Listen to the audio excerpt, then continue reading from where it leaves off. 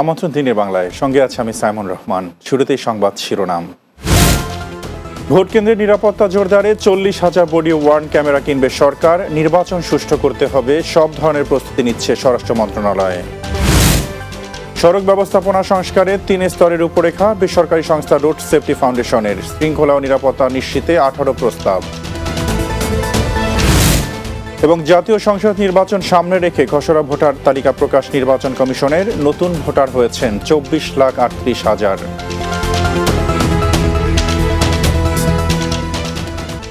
শুনছিলেন শিরোনাম, এবার বিস্তারিত। আগামী ফেব্রুয়ারি মাসে অনুষ্ঠেয় সাধারণ নির্বাচনে ভোট কেন্দ্রের নিরাপত্তা জোরদার করতে পুলিশের জন্য অন্তত 40,000 বডি ওয়ার্ন ক্যামেরা ক্রয়ের পরিকল্পনা করেছে অন্তর্বর্তীকালীন সরকার। শনিবার সকালে রাষ্ট্রীয় অতিথি ভবন যমুনায় প্রধান উপদেষ্টা অধ্যাপক ডক্টর মোহাম্মদ ইউনূসের সভাপতিত্বে অনুষ্ঠিত উচ্চ পর্যায়ের এক বৈঠকে বিষয়টি নিয়ে আলোচনা হয়। এ তথ্য নিশ্চিত করেন প্রধান উপদেষ্টার প্রেস উইং। জানানো হয়, বডি ক্যাম ক্রয়ের প্রক্রিয়া প্রায় শেষ পর্যায়ে রয়েছে। এসব ক্যামেরা হাজারের অধিক ঝুঁকিপূর্ণ ভোট কেন্দ্রের নিরাপত্তা ব্যবস্থা আরও জোরদার করবে। অক্টোবরের মধ্যে ক্রয় সম্পন্ন করার লক্ষ্য নির্ধারণ করা হয়েছে, যাতে পুলিশ সদস্যরা এর মূল বৈশিষ্ট্য, বিশেষ করে কৃত্রিম বুদ্ধিমত্তা সক্ষমতা সম্পর্কে পর্যাপ্ত প্রশিক্ষণ নিতে পারেন। গাজীপুরে সাংবাদিক তুহিন হত্যার ঘটনায় জড়িত প্রায় সবাইকে বিচারের আওতায় আনা হয়েছে। বাকিদেরও গ্রেপ্তার করা হবে বলে জানিয়েছেন স্বরাষ্ট্র উপদেষ্টা অবসরপ্রাপ্ত লেফটেন্যান্ট জেনারেল জাহাঙ্গীর আলম চৌধুরী। রোববার দুপুরে সচিবালয়ের আইন শৃঙ্খলা সংক্রান্ত কোর কমিটির বৈঠক শেষে সাংবাদিকদের এই কথা জানান তিনি। জাহাঙ্গীর আলম চৌধুরী বলেন, জাতি হিসাবে আমরা অসহিষ্ণু হয়ে গেছি, প্রতিরোধের বদলে ভিডিও করি। এ সময় নির্বাচন সুষ্ঠু করতে স্বরাষ্ট্র মন্ত্রণালয় সব ধরনের প্রস্তুতি নিচ্ছে বলে জানান উপদেষ্টা। তিনি বলেন, আইনশৃঙ্খলা বাহিনীর পুরোপুরি মনোবল ফিরে না এলেও নির্বাচন পর্যন্ত তাদের প্রশিক্ষণ দেয়া হবে। গাজীপুরে যে ঘটনাটা ঘটছে, এটা খুবই একটা দুঃখজনক এক ঘটনা। এই ঘটনায় যারা জড়িত তাদের আমরা হয়তো ম্যাক্সিমামে আইনের আওতায় নিয়ে আসছি, বাট যে জীবনটা চলে গেল তার তো আর কম্পেনসেশন দেওয়া যাচ্ছে না, তার তো হচ্ছে না। এই জন্য যদি আমরা সবাই একটু সচেতন হই এবং যদি আমাদের একটুখানি ধৈর্য হয় এবং একটু অসহিষ্ণু না হয়, এটা কিন্তু একটু কমে। সড়ক ব্যবস্থাপনা সংস্কারে 3 স্তরের রূপরেখা প্রস্তাব করেছে বেসরকারি সংস্থা রোড সেফটি ফাউন্ডেশন। স্বল্প, মধ্য ও দীর্ঘমেয়াদী এসব রূপরেখা বাস্তবায়নে বিআরটিএ, বিআরটিসি এবং টিসিটিএকে একটি কাউন্সিলের অধীনে করার প্রস্তাব দিয়েছে সংস্থাটি। রোববার সকালে রাজধানীর ডিআরইউ মিলনায়তনে সংবাদ সম্মেলনে এসব প্রস্তাবনার কথা জানানো হয়। এছাড়া দেশের সড়ক পরিবহন খাতে শৃঙ্খলা ও নিরাপত্তা নিশ্চিতে মোট 18টি প্রস্তাব দিয়েছে সংস্থাটি। বিস্তারিত বুলবুল আহমেদের প্রতিবেদনে। বেসরকারি সংস্থা রোড সেফটি ফাউন্ডেশনের তথ্য মতে 2020 সালের জানুয়ারি থেকে 2025 সালের জুলাই পর্যন্ত সারা দেশের সড়ক মহাসড়কে 34,894টি দুর্ঘটনা ঘটেছে। এতে প্রাণহানি হয়েছে 37,382 জনের, আর আহত হয়েছে 59,597 জন। এমন পরিস্থিতিতে রোববার সকালে ঢাকা রিপোর্টার্স ইউনিটিতে সড়ক পরিবহন ব্যবস্থাপনা সংস্কারে রোড সেফটি ফাউন্ডেশনের রূপরেখা সরকারের কাছে প্রত্যাশা শীর্ষক সংবাদ সম্মেলনের আয়োজন করে রোড সেফটি ফাউন্ডেশন। সড়ক দুর্ঘটনার জন্য দায়ী এতে তুলে ধরা হয় সড়কে এই নৈরাজ্যের নেপথ্যের কারণগুলো। জানানো হয়, এ থেকে উত্তরণে সরকারকে এখনই এগিয়ে আসার কোনো বিকল্প নেই। সড়ক দুর্ঘটনার নামে মানুষ হত্যা করা হচ্ছে, এটা কাঠামোগত হত্যাকাণ্ড। আমরা দ্রুত সড়ক থেকে মেয়াদ উত্তীর্ণ যানবাহন প্রত্যাহারের প্রস্তাব করছি। এমন বাস্তবতায় রোড সেফটি ফাউন্ডেশন স্বল্পমেয়াদী, মধ্যমেয়াদী ও দীর্ঘমেয়াদী রূপরেখা প্রস্তাব করে। অথচ এই বাস সার্ভিস ডেভেলপ করতে আমার মাত্র 3,500 কোটি টাকা লাগে। এই টাকা যদি সরকার নাও দেয়, আমি বৈদেশিক কোনো সংস্থা থেকে ঋণ নিতে পারি, সেই সহজ কাজ সরকার করছে না। কাঠামোবদ্ধ ও সমন্বিত পদ্ধতি, এই ব্যবস্থায় নীতি, প্রশিক্ষণ, প্রযুক্তি, মনিটরিং এবং আইন প্রয়োগকে একত্রিত করে সড়ক ব্যবহারকারীর নিরাপত্তা নিশ্চিত করা হয়। সড়কের নৈরাজ্য বন্ধে এখনই ব্যবস্থা না নিলে আগামীতে পরিস্থিতি আরও ভয়াবহ হবে বলে জানানো হয় সংবাদ সম্মেলনে। বুলবুল আহমেদ, বাংলা টিভি, ঢাকা। ত্রয়োদশ জাতীয় সংসদ নির্বাচন সামনে রেখে খসড়া ভোটার তালিকা প্রকাশ করেছে নির্বাচন কমিশন ইসি। নতুন ভোটার হয়েছেন 24,38,626 জন। 30 জুন পর্যন্ত দেশের মোট ভোটার সংখ্যা দাঁড়িয়েছে 12,61,70,900 জনে। রোববার দুপুরে রাজধানীর আগারগাঁওয়ে নির্বাচন ভবনে এক ব্রিফিংয়ে ইসির সিনিয়র সচিব আক্তার আহমেদ এসব তথ্য জানান। এছাড়া 31 অক্টোবর পর্যন্ত যাদের বয়স 18 বছর পূর্ণ হবে তাদের অন্তর্ভুক্ত করে আরও একটি তালিকা প্রকাশ করা হবে বলে জানান ইসি সচিব। 2রা মার্চ যেটা চূড়ান্ত করা হয়েছে, 31শে অগস্ট পর্যন্ত আজকের বিবেচনায় যেটা চূড়ান্ত হবে, এবং 31শে অক্টোবর পর্যন্ত বিবেচনায় নিয়ে যে ভোটার তালিকাটা চূড়ান্ত হবে। কাজেই আমরা 3টা ভোটার তালিকা এবছর পাচ্ছি। আওয়ামী লীগের কর্মী সমর্থকদের নিয়ন্ত্রণ করা না গেলে আগামী নির্বাচন ঘিরে বিপর্যয় নেমে আসতে পারে বলে আশঙ্কা প্রকাশ করেছেন এবি পার্টির চেয়ারম্যান মুজিবুর রহমান মঞ্জু। রোববার জাতীয় প্রেস ক্লাবে institute for innovation in policy and development আয়োজিত অন্তর্বর্তী সরকারের 1 বছর মন্ত্রণালয় ভিত্তিক পর্যালোচনা শীর্ষক গোল টেবিল বৈঠকে একথা বলেন তিনি। এ সময় সুষ্ঠু নির্বাচনের আশাবাদ ব্যক্ত করে বক্তারা বলেন, নির্বাচিত সরকার না থাকায় মন্ত্রণালয়গুলো এখন জবাবদিহিতাবিহীন পরিস্থিতিতে আছে। এছাড়া আইনশৃঙ্খলা রক্ষা, দুর্নীতি দমন ও মব সংস্কৃতি ছাড়া সার্বিকভাবে অন্যান্য ক্ষেত্রে সরকার সফলতা দেখিয়েছে বলে উল্লেখ করেন।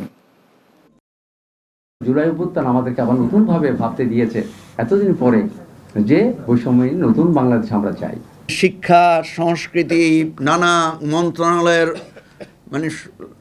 স্বপ্ন দেখেছেন। সব কিছুর জন্য গুরুত্বপূর্ণ হচ্ছে আগামী 5 বছরের রাজনৈতিক স্থিতিশীলতা। দুর্নীতি মুক্ত হতে হবে। আমরা তো একদম জিরো করাপশনে আসতে পারবো না, কিন্তু এটাকে একদম মিনিমামে নিয়ে আসতে হবে।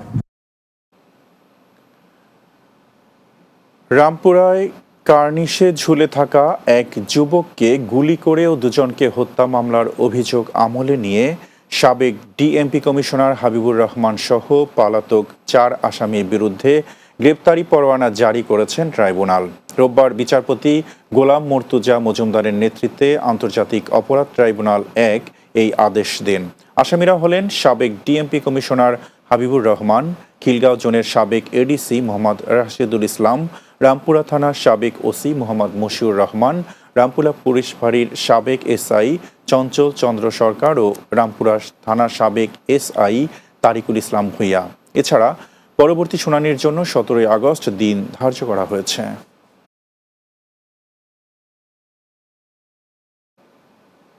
দিনে বাংলা নিচ্ছে একটি বিরতি, ফিরে এসে অন্যান্য সংবাদের সঙ্গে আরও যা থাকছে। বেহাল জয়পুরহাট শিলি আঞ্চলিক মহাসড়কের 0.5 মোড় থেকে পুরানো পৈল পর্যন্ত সড়ক আনাকন্দ ছোট বড় গর্তে ঘটছে দুর্ঘটনা।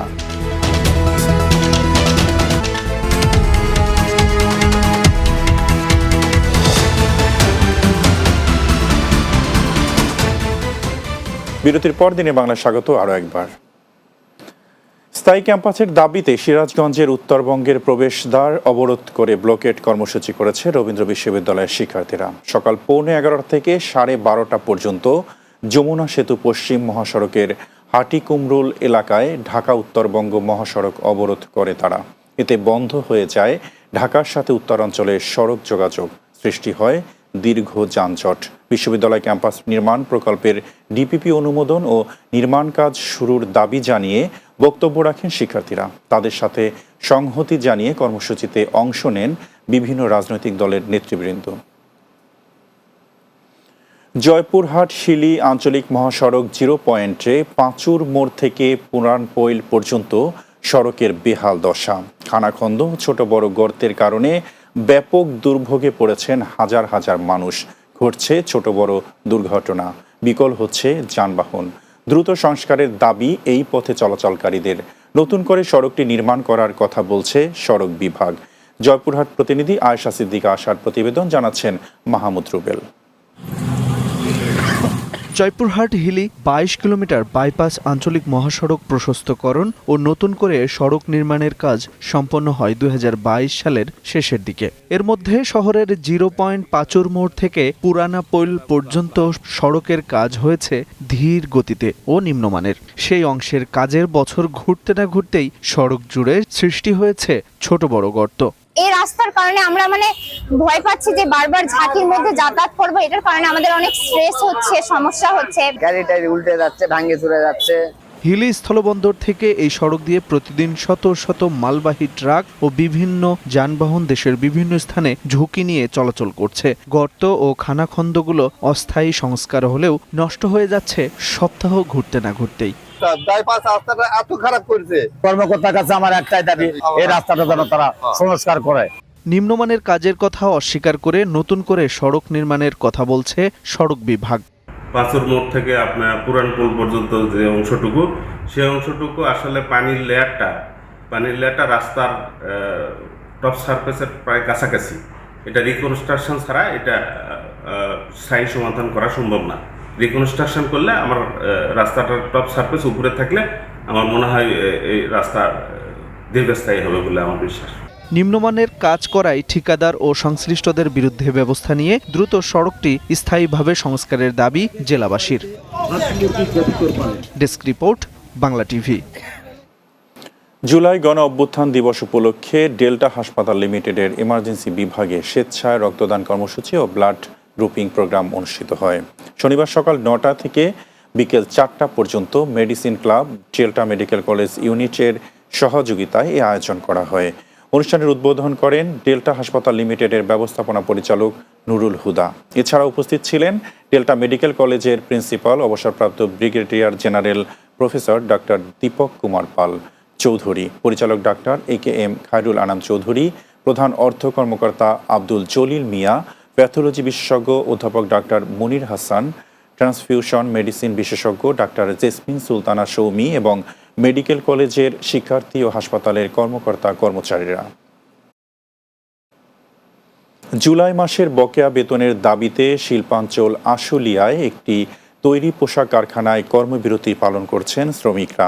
সকাল থেকে দুপুর পর্যন্ত তারা কারখানায় উৎপাদন বন্ধ রেখে কর্মবিরতি পালন করেন। শিল্প পুলিশ 1-এর পুলিশ সুপার মুমিনুল ইসলাম ভূঁইয়া বলেন, আশুলিয়ার খেজুরটেক এলাকার চায়না মালিকানাধীন গ্লোবাল এটিআর লিমিটেডের কারখানার শ্রমিকরা জুলাই মাসের বেতনের দাবিতে উৎপাদন বন্ধ রেখে কর্মবিরতি পালন করেন।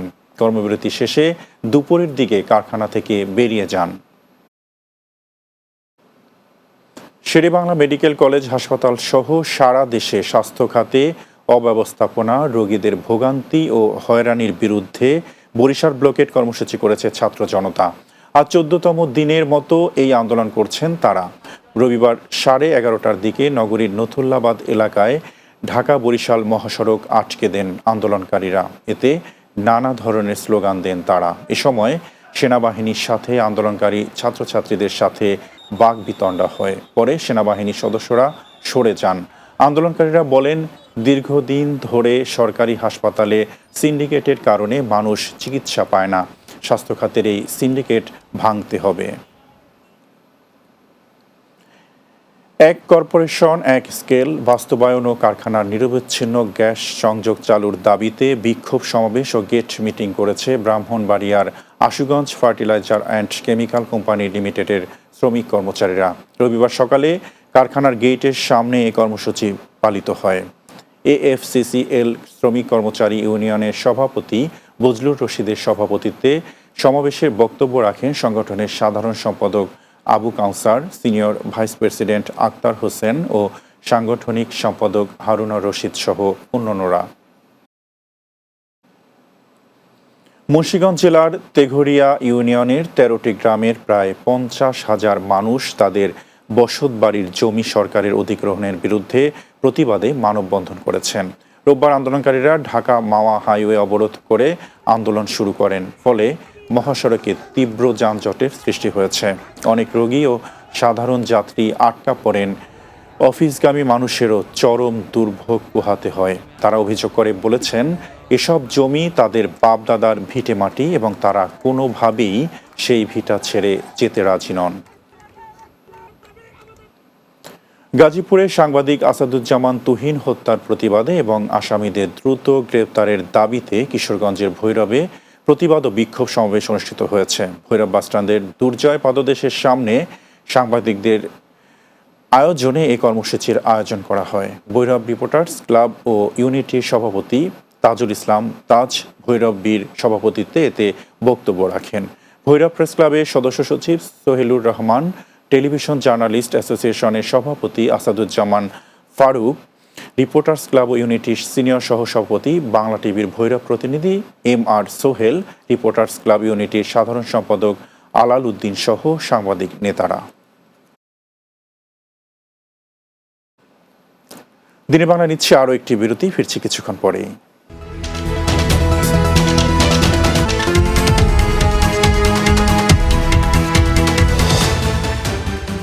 বিরতির পর দিনের বাংলায় স্বাগত আরও একবার। কুড়িগ্রামের রৌমারীতে শহীদ প্রেসিডেন্ট জিয়াউর রহমান স্মৃতি ফুটবল টুর্নামেন্টের উদ্বোধন করা হয়েছে। উপজেলা বিএনপির আয়োজনে রৌমারী সিজি জামান সরকারি উচ্চ বিদ্যালয় মাঠে এই টুর্নামেন্টের উদ্বোধন করা হয়।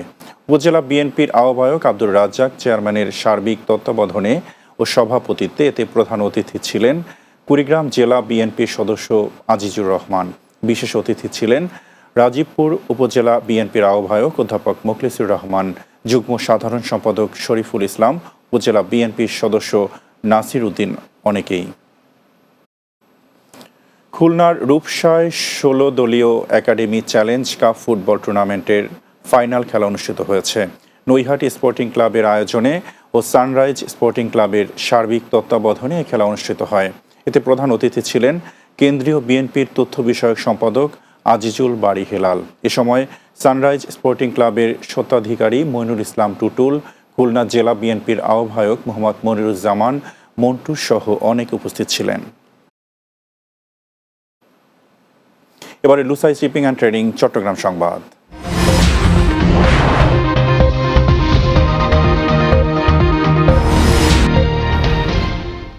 চট্টগ্রামের পটিয়ায় চাকুরি চুক্তির প্রতিবাদে চট্টগ্রাম কক্সবাজার মহাসড়ক অবরোধ করে বিক্ষোভ করেছেন চাকরিচ্যুত ব্যাংক কর্মকর্তা কর্মচারীরা। সকাল 8টা থেকে দুপুর 12টা পর্যন্ত চাকরিচ্যুত ব্যাংক ফোরাম এর উদ্যোগে শতাধিক চাকরিচ্যুত কর্মকর্তা কর্মচারী বিক্ষোভ সমাবেশে যোগ দেন। পটিয়া আদর্শ উচ্চ বিদ্যালয় মাঠে সমাবেশের পর তারা সড়কে কয়েক দফা বিক্ষোভ মিছিল করেন। এ সময় পটিয়া সদরের বিভিন্ন ব্যাংকের মূল ফটকে ব্যানার ও তালা ঝুলিয়ে দেন। পটিয়া থানার ওসি মোহাম্মদ নুরুজ্জামান বলেন, আন্দোলনকারীদের সঙ্গে কথা বলে বিষয়টি সমাধানের চেষ্টা চলছে। চট্টগ্রামে মিথ্যা মামলা দিয়ে হয়রানির প্রতিবাদে সংবাদ সম্মেলন অনুষ্ঠিত হয়েছে। দুপুরে নগরীর জালালাবাদে একটি হল রুমে সংবাদ সম্মেলন অনুষ্ঠিত হয়। সংবাদ সম্মেলনে লিখিত বক্তব্য পাঠ করেন ভুক্তভোগী মোহাম্মদ সালাউদ্দিন। এ সময় তিনি বলেন, খুলশী থানায় একটি মাদক মামলায় আমাকে আসামি করা হয়েছে। এই ঘটনায় আমি কোনোভাবেই জড়িত নই। এ সময় চট্টগ্রাম মহানগর ছাত্রদলের সাবেক সহ সাংগঠনিক সম্পাদক মোহাম্মদ রবিউল ইসলাম সাইমুম, খুলশী থানা যুবদল নেতা গিয়াস উদ্দিন আহমেদ লিটন, জিয়া মঞ্চ খুলশী থানা কমিটির যুগ্ম আহ্বায়ক মোহাম্মদ আলমগীর সহ অন্যান্যরা উপস্থিত ছিলেন। শেষ করব দিনের বাংলা, যাওয়ার আগে শিরোনামগুলো আরও একবার। ভোট কেন্দ্রের নিরাপত্তা জোরদারে 40,000 বডি ওয়ার্ন ক্যামেরা কিনবে সরকার। নির্বাচন সুষ্ঠু করতে সব ধরনের প্রস্তুতি নিচ্ছে স্বরাষ্ট্র মন্ত্রণালয়। সড়ক ব্যবস্থাপনা সংস্কারে 3 স্তরের রূপরেখা বেসরকারি সংস্থা রোড সেফটি ফাউন্ডেশনের। শৃঙ্খলা ও নিরাপত্তা নিশ্চিতে 18 প্রস্তাব। জাতীয় সংসদ নির্বাচন সামনে রেখে খসড়া ভোটার তালিকা প্রকাশ নির্বাচন কমিশনের। নতুন ভোটার হয়েছেন 24,38,000। এবং বেহাল জয়পুরহাট হিলি আঞ্চলিক মহাসড়কের 0 পয়েন্টের পাঁচুর মোড় থেকে পুরানো পৈল পর্যন্ত সড়ক খানাখন্দ ও ছোট বড় গর্তে ঘটছে দুর্ঘটনা।